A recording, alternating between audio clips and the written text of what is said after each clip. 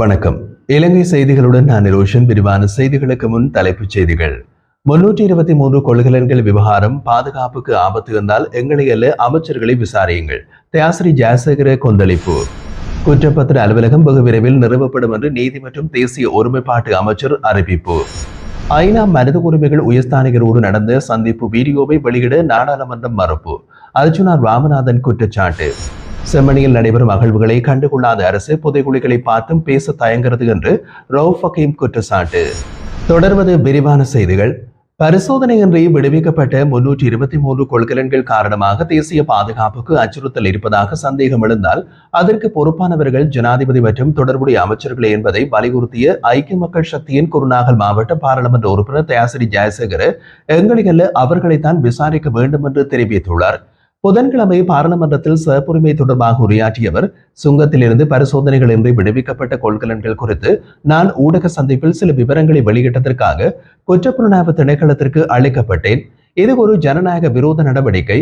என்னுடன் எதிர்க்கட்சியின் உறுப்பினர்களான காவிது ஜாவர்தன, சித்ரால பெர்னாண்டோ மற்றும் முஜிபுர் ரஹ்மானுக்கும் விசாரணைக்கு உட்படுத்தப்பட்டுள்ளனர் என்றார். ஒரு ஊடக சந்திப்பில் தெரிவித்த கருத்துக்களை குற்றமாக கருதி அதற்காக பாராளுமன்ற உறுப்பினர்களை விசாரிப்பது அவர்களின் உரிமைகளை மீதான நேரடி தாக்குதலாகும். இதற்கு பதிலளித்த ஆளுந்தரப்பின் பிரதம குருடா நலிந்து ஜெயதிச தயாசிரி ஜெயசேகர ஊடக சந்திப்பு நடத்தியதற்காக அல்ல, தேசிய பாதுகாப்பு சம்பந்தமான தெரிவுகளுக்காகவே அவரை விசாரணைக்கு அழைத்துள்ளோம் என்று விளக்கம் அளித்தார். இருப்பினும் மறுமொழியாக தொடர்ந்து உரையாற்றிய தயாசிரி ஜெயசேகர இந்த கொள்கலன் விடுவிப்பில் ஆளும் தரப்பிலேயே பலரும் குறிப்பிட்டு பேசியுள்ளனர். எனவே உண்மையில் பாதுகாப்புக்கு ஏதேனும் ஆபத்து ஏற்பட்டிருப்பதாக அரசு கருதினால் நிதியமைச்சராகவும் தற்போதைய ஜனாதிபதியாகவும் இருக்கும் அனுருகுமார திசாநாயக்க, துறைமுக அமைச்சர் விமல் ரத்நாயக்க மற்றும் அவரது பிரதியமைச்சரை விசாரிக்க வேண்டும். அரசியல் தேவைக்காக குற்றப்புலனாய்வு திணைக்களத்தினை பயன்படுத்தி எங்களை விசாரிப்பதை நாங்கள் முற்றாக நிராகரிக்கிறோம் என்று குறிப்பிட்டார். குற்றப்பத்திர அலுவலகம் வெகு விரைவில் நிறுவப்படும் என்று நீதி மற்றும் தேசிய ஒருமைப்பாட்டு அமைச்சர் ஹர்சன நாணயக்கார தெரிவித்துள்ளார். பாராளுமன்றத்தில் உயிர்த்த ஞாயிறு சம்பவம் குறித்த விவாதத்தில் உரையாற்றியவர், இது தொடர்பாக அமைச்சரவை உபகுழு நியமிக்கப்பட்டுள்ளதுடன் சட்டமா அதிபரின் ஆலோசனையோடு நடவடிக்கைகள் முன்னெடுக்கப்படும் என்றும் சட்டமா அதிபர் திணைக்களத்துடன் எந்தவிதமான முரண்பாடு இல்லை என்றும் கூறினார். ஜனாதிபதி அனுருகுமார திசாநாயக்கவின் ஆட்சியில் தாக்குதல் நடந்ததாக எதிர்க்கட்சியினர் தவறாக கூறுவதாக தெரிவித்த அவர், தாக்குதலுக்கு பொறுப்பான அமைச்சர்கள் பலர் இன்றும் எதிர்க்கட்சியில் உள்ளனர் என்றும் கூறினார். எதிர்க்கட்சி தலைவர் முன்வைத்த யோசனைகள் குறித்து கவனம் செலுத்தப்படும் என்றும் அந்த காலத்தில் எதிர்க்கட்சியின் அரசியல் செயல்பாடுகள் முஸ்லிம் மக்களுக்கு பாதிப்புகளை ஏற்படுத்தியதாகவும் முஸ்லிம் சமூகத்தை பாதுகாக்க பல நடவடிக்கைகளை எடுத்தோம் என்றும் கூறினார். தாக்குதல்களுக்கு பின்னர் அமைச்சரவையிலிருந்து 2 முஸ்லிம் பிரதிநிதிகள் பேசாதது வருத்தத்துக்குரியது என்றும், ஆனால் நாங்கள் பேசினோம் என்றும் அவர் குறிப்பிட்டிருந்தார். சர்வதேச விசாரணைகள் அவசியமில்லை எனவும் அரசியல் தலையீடுகள் இல்லாமல் தேசிய நீதி கட்டமைப்பின் மூலம் விசாரணைகள் முன்னெடுக்கப்படும் என்றும் அவர் உறுதியளித்துள்ளார். தாக்குதலை அரசியல் சாயலுடன் பேசுவதற்கு இடமளிக்கப் போவதில்லை என்றும், குற்றவாளிகள் நீதிமன்றத்தின் ஊடாக தண்டிக்கப்படுவார்கள் என்றும் அவர் உறுதியளித்தார். அமெரிக்கா இலங்கையிலிருந்து இறக்குமதி செய்யப்படும் பொருட்களுக்கான வரியினை 30% நிர்ணயித்துள்ளதாக ஜனாதிபதி டொனால்ட் ட்ரம்ப் அறிவித்துள்ளார். இந்த புதிய வரி இலங்கையின் ஏற்றுமதி துறையில் பெரும் தாக்கத்தை ஏற்படுத்தும் என்று நிபுணர்கள் கருதுகின்றனர். முன்னதாக இவ்வாறான பொருட்களுக்கு 12.2% வரி விதிக்கப்பட்டிருந்தது. ஆனால் டொனால்ட் ட்ரம்ப் 2வது முறையாக அமெரிக்க ஜனாதிபதியாக தெரிவாத பின்னர் அந்த விகிதம் முதலில் 44% உயர்த்தப்பட்டு தற்போது 30% மாற்றப்பட்டுள்ளது. இந்த வரி கட்டணம் எதிர்வரும் ஆகஸ்ட் 1ஆம் தேதி முதல் அமலுக்கு வருகிறது. அதே நேரம் இலங்கையின் ஜனாதிபதி அனுருகுமார திசாநாயக்கவின் பேர் அமெரிக்க ஜனாதிபதி டொனால்ட் ட்ரம்பால் தவறாக குறிப்பிடப்பட்டமை சமூக ஊடகங்களில் பரவலான கவனத்தை பெற்றுள்ளது. இலங்கை உட்பட 6 நாடுகளுக்கான 30% ஏற்றுமதி வரியை அறிவிக்கும் உத்தியோகபூர்வ கடிதம் நேற்று அனுப்பப்பட்ட நிலையில் அதில் ஜனாதிபதி அனுருகுமார திசாநாயக்கவின் பேர் அருணகுமார திசாநாயக்க என்று தவறாக எழுதப்பட்டிருந்தது. 2025 ஜூலை 9ஆம் தேதி தலைப்புடன் வெள்ளை மாளிகையின் அதிகாரப்பூர்வ கடிதமாக இந்த கடிதம் அனுப்பப்பட்டுள்ளது. இந்த தவறை எதிர்பாராது என்று குறிப்பிடும் பலர் இது குறித்து சமூக ஊடகங்களில் விமர்சனங்களை பதிவு செய்து வருகின்றனர். உயிர்த்த ஞாயிறு சம்பவம் தொடர்பான உண்மைகளை வெளிக்கொணர்வதுடன் பாதிக்கப்பட்டவர்களுக்கு நீதி வழங்க அரசு நடவடிக்கை எடுக்க வேண்டும் என்று எதிர்க்கட்சி தலைவர் சஜித் பிரேமதாச நாடாளுமன்றத்தில் கேட்டுக்கொண்டார். 2021, 2023 மற்றும் 2024 ஆண்டுகளில் நடைபெற்ற பாராளுமன்ற விவாதங்களில் இந்த தாக்குதல் குறித்து தொடர்ந்து கேள்விகளை எழுப்பியதாக அவர் குறிப்பிட்டிருந்தார்.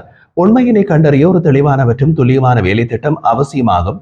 2024 ஏப்ரலில் கர்தினால் மற்றும் ஐக்கிய மக்கள் சக்தியின் சட்ட நிபுணர்களோடு கலந்துரையாடிய பின்னர் 6 முக்கிய அம்சங்களை அடங்கிய முன்மொழிவுகளை முன்வைத்ததாகவும் அவை குறித்து பாராளுமன்றத்தில் அவர் கூறியதாகவும் கூறினார். அதன் அடிப்படையில் தேசிய மற்றும் சர்வதேச நீதிபதிகளை உள்ளடக்கி விசேட விசாரணை ஆணைக்குழு அமைத்தல், நிரந்தர விசாரணை அலுவலகம் நிறுவுதல், விசாரணைக்கான தெளிவான வேலைத்திட்டம் தயாரித்தல், சட்டம் அதிபரின் மூலமாக குற்றவியல் வழக்குகள் தாக்கல் செய்தல், விசேட நீதிமன்றம் அமைத்தல், அரச வழக்கறிஞர் அலுவலகம் நிறுவுதல் ஆகியன அடங்கும். இவை அரசியல் ஆதிக்கத்தின் கீழ் தடுக்கப்பட்டுள்ளதாகவும் அதிகாரிகள் மீது அழுத்தம் மற்றும் பழிவாங்கல் செய்யப்பட்டால் விசாரணைகள் முறையாக நடைபெறவில்லை என்றும் சஜித் பிரேமதாச குற்றம் சாட்டினார். ஸ்காட்லாந்து யார்ட் மற்றும் FBI போன்ற சர்வதேச அமைப்புகளின் ஒத்துழைப்போடு நேர்மையான விசாரணை நடைபெற வேண்டும் என்றும் கத்தோலிக்க சமூகத்திற்கு நீதி கிடைக்க வேண்டும் என்றும் அவர் வலியுறுத்தியுள்ளார். முறையான நடவடிக்கைகள் எடுக்கப்படாததால் கர்தினால் மற்றும் பொதுமக்கள் எதிர்ப்பு நடவடிக்கைகளை எடுக்கக்கூடும் என்றும் உண்மை மற்றும் நீதி காக்க ஐக்கிய மக்கள் சக்தி எப்போதும் போராடும் என்றும் அவர் தெரிவித்திருந்தார். ஐக்கிய நாடுகள் மனித உரிமைகள் உயர்ஸ்தானிகர் வால்கர் டர்க்குடன் இடம்பெற்ற சந்திப்பின் காட்சிகளை வெளியிடும் கோரிக்கையினை நாடாளுமன்றம் முற்றிலும் நிராகரித்துள்ளதாக யாழ் மாவட்ட சுயேட்சை பாராளுமன்ற உறுப்பினர் அர்ஜுனா ராமநாதன் தெரிவித்துள்ளார்.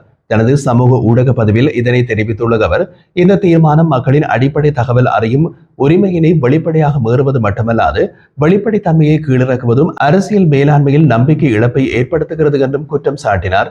ஒரு ஜனநாயக சமூகத்தில் வெளிப்படைத்தன்மை என்பது விருப்பமல்ல, அது ஒரு கட்டாயம். இந்த காணொலியை மறுப்பது ஆளும் நிறுவனங்களின் நேர்மை மற்றும் பொது நலத்திற்கான பற்று குறித்து கேள்விகளை எழுப்புகிறது. தகவல் அறியும் உரிமை சட்டத்தின் கீழ் குறித்த வீடியோ காட்சிகளை வெளியிட வேண்டும் என்று அவர் முன்வைத்த கோரிக்கை நாடாளுமன்றத்தில் நிராகரிக்கப்பட்டது. ஐநா மனித உரிமைகள் உயர்ஸ்தானிகர் வால்கர் டர்க் அண்மையில் இலங்கைக்கு விஜயம் மேற்கொண்டிருந்ததோடு வடக்கு மாகாணத்திற்கும் பயணம் செய்திருந்தமை குறிப்பிடத்தக்கது. அரசாங்கம் தேசப்பற்றாளர்களின் அதிகாரத்தை அஞ்சியதால் தான் செம்மணி மனித புதைகுழி தொடர்பாக இதுவரை எந்த செயலும் மேற்கொள்ளவில்லை என்று பாராளுமன்ற உறுப்பினர் ரவுஃப் ஹக்கீம் கடுமையாக குற்றம் சாட்டியுள்ளார்.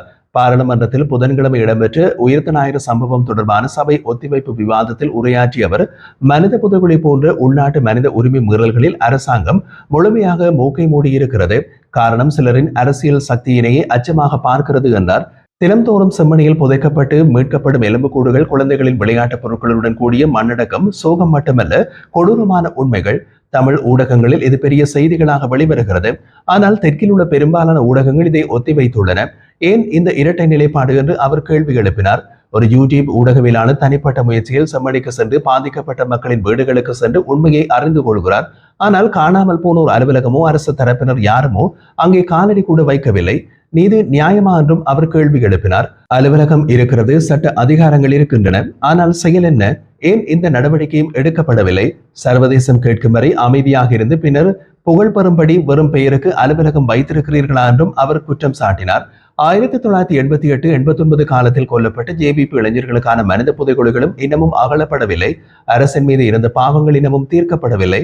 இதுபோன்ற வரலாற்று சம்பவங்களில் உண்மையினை வெளிப்படுத்த தயங்குவது ஏன் என்றும் கேள்வி எழுப்பினார். அதே நேரம் உயிர்த்த ஞாயிறு சம்பவம் தொடர்பாக ஜனாதிபதி பாதிக்கப்பட்டவர்களுக்கு நீதி வழங்குவதாக வாக்குறுதி அளித்துள்ளார். அரசாங்கத்தையே விசாரணை செய்ய தயார் என்றும் கூறியுள்ளார். அப்படியானால் அந்த அரசு தரப்பினர் யார் என்பதை நாடு முழுவதும் வெளிப்படையாக அறிவிக்க வேண்டும். உண்மையினை மறைக்கும் மருந்துகளை ஊற்றுவதால் உண்மை ஒருபோதும் மறையாது. உண்மையினை வெளிக்கொண்டு வர வேண்டும். அதுதான் அரசின் கடமை என்று ரவுஃப் ஹக்கீம் வலியுறுத்தியுள்ளார்.